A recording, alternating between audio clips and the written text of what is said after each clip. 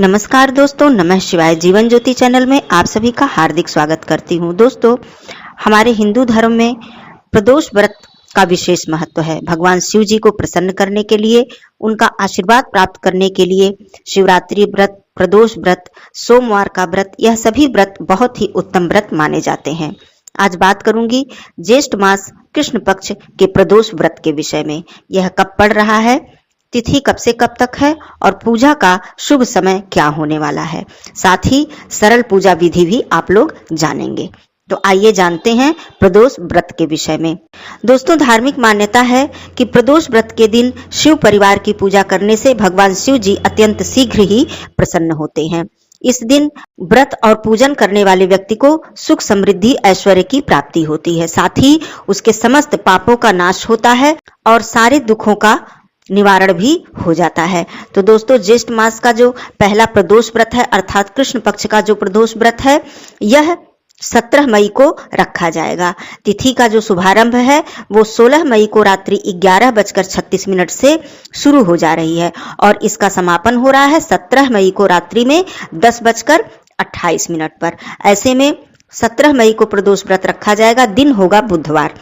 दोस्तों, प्रदोष व्रत में संध्या के समय जब त्रयोदशी तिथि व्याप्त होती है, इसी समय प्रदोष व्रत रखना सबसे उत्तम माना जाता है, क्योंकि इस व्रत में प्रदोष काल की पूजा का विशेष महत्व होता है। अर्थात संध्या का पूजन जो होता है उसका विशेष महत्व होता है। इससे भगवान शिव जी अत्यंत शीघ्र प्रसन्न होते हैं। पंचांग के अनुसार बुध प्रदोष के दिन पूजा का जो शुभ मुहूर्त है वह शाम को 7:06 से लेकर रात्रि में 9:10 तक है। यह बहुत ही शुभ योग है। आप प्रदोष काल की पूजा इतने समय के बीच में अवश्य ही कर लें। इस दिन आयुष्मान योग का निर्माण भी हो रहा है, जो कि रात्रि में 9:18 तक रहने वाला है। तो इस समय आपका जो पूजन का समय है बहुत ही शुभ समय है। इस समय यदि आप पूजन अर्चन करते हैं तो भगवान शिव जी की विशेष कृपा आपको प्राप्त होगी। आइए जान लेते हैं कि प्रदोष व्रत का जो नियम है, सरल पूजा विधि है, वो क्या है। दोस्तों, सबसे पहली बात कि प्रदोष व्रत के दिन आप लोग सुबह सवेरे उठें। जैसे अपने नित्य कर्म से निवृत्त होने के बाद आप स्नान आदि करें, स्वच्छ वस्त्र धारण करें।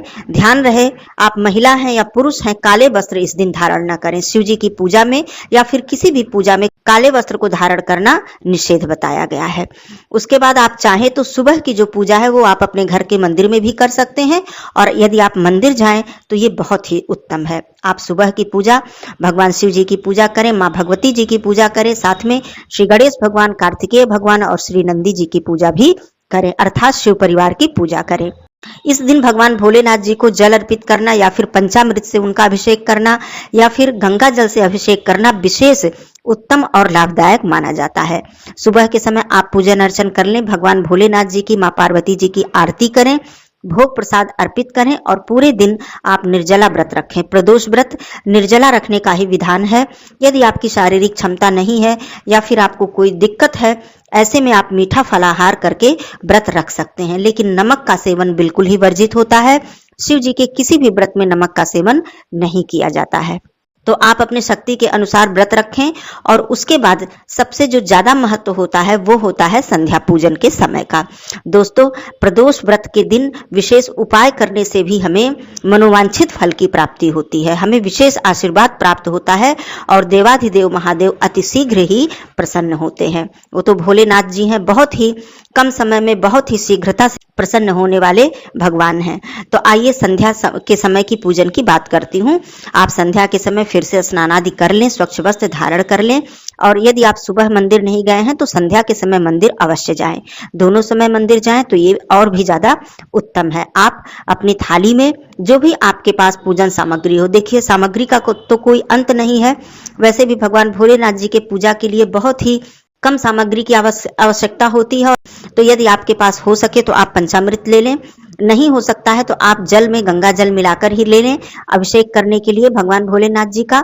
उसके बाद आप अक्षत ले लें। अक्षत आपका टूटा हुआ नहीं होना चाहिए, खंडित चावल नहीं होना चाहिए, इस बात का आप ध्यान रखें। सफेद पुष्प मिल जाता है तो आप ले लें। माँ भगवती जी के लिए आप लाल पुष्प ले लें, भगवान गणेश जी के लिए पीला पुष्प मिले तो ले लें। उसके बाद आप चंदन, जिसमें कि सफेद चंदन भगवान भोलेनाथ जी को अत्यंत प्रिय है, माँ भगवती जी के लिए रोली या सिंदूर ले लें। अबीर, गुलाल, बेलपत्र, समीपत्र, एक ही बेलपत्र मिल जाए। और यदि आपको बेलपत्र नहीं मिल पाता है तो मैं यह भी बता दूं कि आप मंदिर में यदि वहां पर शिवलिंग पर जो चढ़ा हुआ बेलपत्र है उसे ही आप उठाकर धुलकर आप दोबारा अर्पित कर सकते हैं। समीपत्र है तो आप ले लें, भांग धतूरा ले लें, पुष्प आपने ले लिया। उसके बाद मिष्ठान में आप फल ले लें या कोई मिठाई ले लें, चीनी ले लें, गुड़ ले लें, शहद ले लें, जो भी आपसे हो सके जितना भी आप ले लें। कुछ भोग प्रसाद या अपने हाथों से आप स्वयं बनाई हैं तो उसे आप ले लें। कोई मीठा फलाहार सात्विक रूप से आप बना हुआ हो, आपके घर में बना हुआ हो तो ये और भी ज़्यादा उत्तम है। सारी सामग्री ले लें। ध्यान रहे कि जल आप अपने घर से ही लेकर जाएं, इस बात का ध्यान रखें। धूप बत्ती या अगरबत्ती जो आप प्रयोग करती हो उसे ले लें। आप एक दीपक ले लें। दीपक में तेल की इतनी व्यवस्था कर लें, चाहे वो घी का दीपक हो या फिर तिल के तेल का, यदि वो रात्रि तक जलता रहे। प्रदोष व्रत के दिन यदि आप संध्या के समय अखंड दीप शिव मंदिर में प्रज्वलित करते हैं तो समझ लीजिए दोस्तों, आपको धन संबंधी जो आपकी दिक्कत है वो बहुत ही शीघ्र दूर होती है और माँ लक्ष्मी जी की अति कृपा प्राप्त होती है। तो आप ऐसी व्यवस्था करें कि वो दीपक आपका देर रात तक यदि पूरी रात्रि जलता रहे तो बहुत ही ज़्यादा उत्तम होता है। ये सारी व्यवस्था आप कर लिए। उसके बाद आप मंदिर जाएं। मंदिर में जाकर भगवान भोलेनाथ जी का अभिषेक करें। यदि आप पंचामृत से अभिषेक कर रहे हैं तो दोबारा फिर जल से उन्हें स्नान कराएं। उसके बाद आप चंदन, भगवान भोलेनाथ जी के मंदिर में शिवलिंग पे त्रिपुंड बनाना बहुत ही शुभ होता है और बहुत ही विशेष फलदायी होता है। आप त्रिपुंड बनाएं तो ये बहुत ही उत्तम है। चंदन लगाएं, उन्हें अबीर, गुलाल, अक्षत, पुष्प, बेलपत्र, शमीपत्र अर्पित करें। यदि आप बेलपत्र पर राम नाम लिखकर अर्पित कर देते हैं तो और भी ज्यादा उत्तम है। दोस्तों, वैसे तो भगवान भोलेनाथ जी केवल भाव के भूखे हैं और सभी देवी देवता केवल भाव के भूखे होते हैं। आप अपने मन से, अपने हृदय से ओम नमः शिवाय या नमः शिवाय का जप करते हुए उन्हें जल से अभिषेक करें, गंगा जल से अभिषेक करें और निरंतर अपने ध्यान में मंत्रों का जप करते रहें, उनके चरणों का ध्यान करते रहें। इस प्रकार से गणेश भगवान जी, कार्तिकेय भगवान जी, पूरे शिव परिवार की पूजा करें। आपके पास समय है, पूजन अर्चन करने के बाद आप वहीं पर मंदिर में आरती कर लेते हैं तो ये और भी उत्तम है। और भी आपके पास समय है तो आप 5 मिनट 10 मिनट बैठकर भगवान शिव जी के मंत्रों का उच्चारण वहां पर जरूर करें। चाहे आप नमः शिवाय करें या फिर श्री शिवाय नमस्तुभ्यम करें या महामृत्युंजय मंत्र का जप करें। ओम त्रयंबकम यजामहे सुगंधिम पुष्टिवर्धनम उर्वारुकमिव बंधनान मृत्योर्मुक्षीयमामृतात्। इस तरह आप कर सकते हैं। या फिर पंचाक्षर स्तोत्र का आप जप कर सकते हैं, शिव चालीसा का पाठ कर सकते हैं, तांडव स्तोत्र कर सकते हैं। दोस्तों, कमी नहीं है, बस आपकी श्रद्धा शक्ति जितनी है, जैसी भी है सामर्थ्य, आप कर सकते हैं इस तरह से। और केवल नमः शिवाय और ओम नमः शिवाय इस मंत्र की भी महिमा अपार है।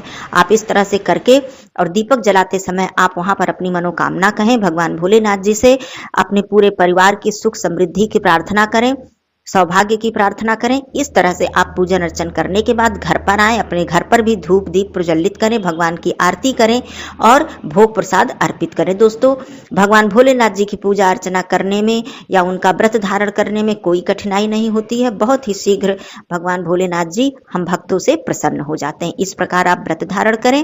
यदि आप निर्जला पूरे दिन व्रत रख रही हैं तो ये शाम की जो पूजा है इसको संपन्न करने के बाद आप जल ग्रहण करें। कुछ भी मीठा खाकर जल ग्रहण करें, जो कि फलाहारी होना चाहिए, उसमें अन्न नहीं होना चाहिए और नमक नहीं होना चाहिए। इस तरह आप मीठा कोई सात्विक फलाहार बना लें, जल ग्रहण करें, चाय भी पी सकते हैं, फलाहार कर सकते हैं और भगवान के मंत्रों का निरंतर जप मानसिक रूप से करते हुए आप व्रत को पूरी तरह से धारण करें। आप अपना कार्य करते रहें और आप यदि स्त्री हैं तो नमः शिवाय, पुरुष हैं तो ओम नमः शिवाय, इस तरह से मन में आप जप करते रहें। दोस्तों, यदि आप विशेष मनोकामना के लिए प्रदोष व्रत रखती हैं तो इस तरह से आप पूरे हर माह के प्रदोष व्रत को धारण करें और इस प्रकार से पूजन अर्चन करें। और दीपक जलाते समय जब आप वहां पर प्रत्येक प्रदोष व्रत में आप संध्या के समय अखंड दीप वहां पर जरूर जलाएं और अपनी मनोकामना कहें। यदि मैं मनोकामना पूर्ति की बात करूं कि कौन सा व्रत रखा जाए कि जिससे शीघ्र ही मनोकामना की पूर्ति हो, तो प्रदोष व्रत दोस्तों बहुत ही उत्तम व्रत है। वैसे बहुत सारे व्रत हैं, ये बात नहीं है, लेकिन प्रदोष व्रत क्योंकि मैंने स्वयं इसको देखा है, अपने घर में हमारे परिवार के सदस्यों ने किया है, और उनकी मनोकामना पूर्ण हुई है मेरे आंखों के सामने ही। तो इसलिए मुझे पूर्ण ही विश्वास है। यदि आप संतान प्राप्ति में आपके बाधा है, संतान नहीं हो रही है और बहुत सारा प्रयास आपने कर लिया है, तो आप एक बार अपनी मनोकामना मन में रखकर प्रदोष व्रत को आरंभ कीजिए। शनि प्रदोष या सोम प्रदोष से व्रत को आरंभ किया जाता है, कृष्ण पक्ष के प्रदोष से। और आप फिर देखिए, यदि आप पूरी श्रद्धा भक्ति से, पूरे मनोभाव से आप भगवान भोलेनाथ जी के शरण में जाकर प्रदोष व्रत धारण कर लेती हैं दोस्तों, तो मैं 100% गारंटी देती हूँ, 100% मैं सत्य बता रही हूँ कि आपकी मनोकामना पूर्ण होने से कोई नहीं रोक सकता है। मनोकामना आपकी पूर्ण होगी, क्योंकि प्रदोष व्रत समस्त मनोकामनाओं को पूर्ण करने वाला व्रत है। चाहे वो धन संबंधी दिक्कत हो, संतान संबंधी दिक्कत हो, या फिर किसी भी प्रकार की बीमारी से संबंधित दिक्कत है, तो आप इस प्रदोष व्रत को धारण करें। और आज मैं ज्येष्ठ मास के कृष्ण पक्ष प्रदोष व्रत की बात मैं कर रही थी, इसका तारीख और समय आप लोगों ने जाना। तो इस प्रकार से कोई प्रश्न यदि आपको पूछना है तो आप लोग जरूर पूछ सकते हैं। फिर मिलती हूँ ऐसे ही वीडियो में, तब तक के लिए धन्यवाद। नमः शिवाय।